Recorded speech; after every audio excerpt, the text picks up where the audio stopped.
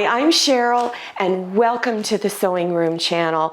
I've got another tip of the week for you, and that's talking about polyfill stuffing. So let's take a look at the three different types that I use. This one here is Polyfill Ultra Plush, and it is super soft polyester fiber fill.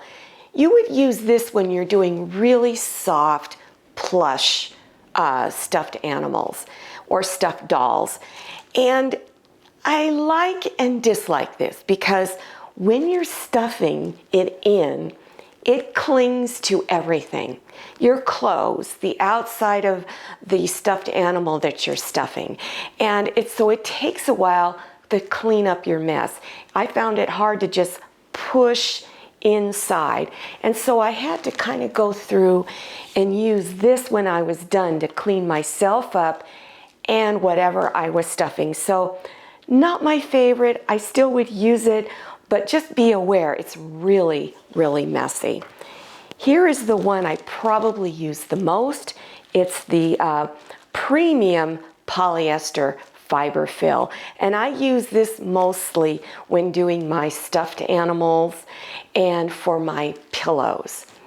Then there's one here. This is called dry polyester packing fiber fill, and you would really only use this for doll making.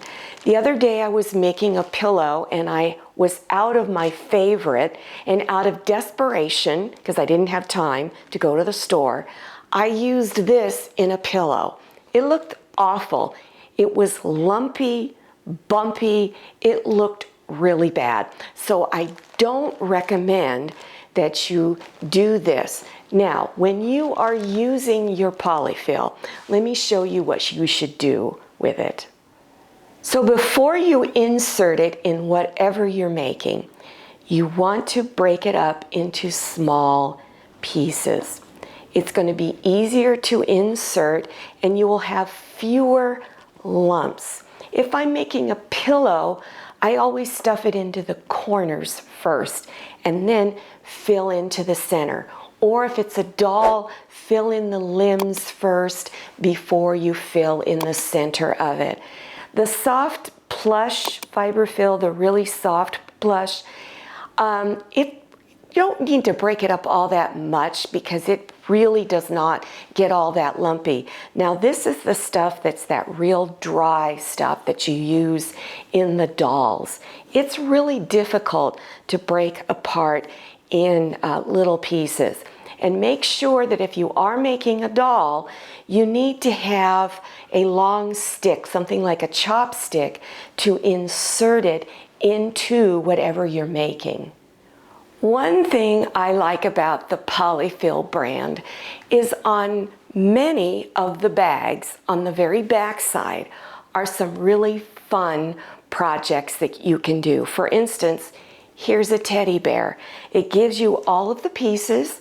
There's complete instructions on how to put it together. Let me show you another one. And here's a goldfish. Isn't this cute? Again, it comes with all the instructions.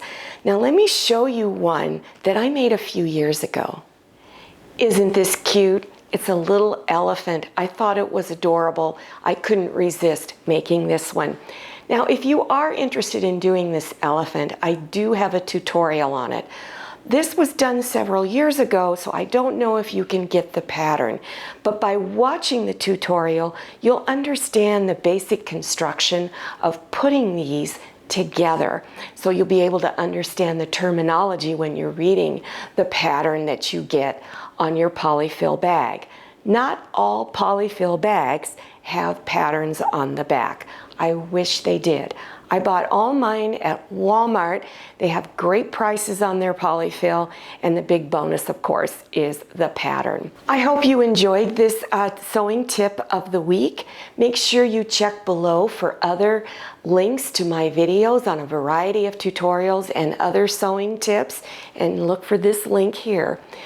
Make sure you also follow me on Instagram and check out my Facebook page. Thank you so much for watching. See you next time, and happy sewing! I hope you enjoyed this video. If you did, please click on the thumbs up button.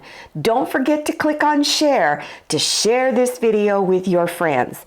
If you haven't subscribed yet, click on that red subscribe button down there in the lower right-hand corner of your screen.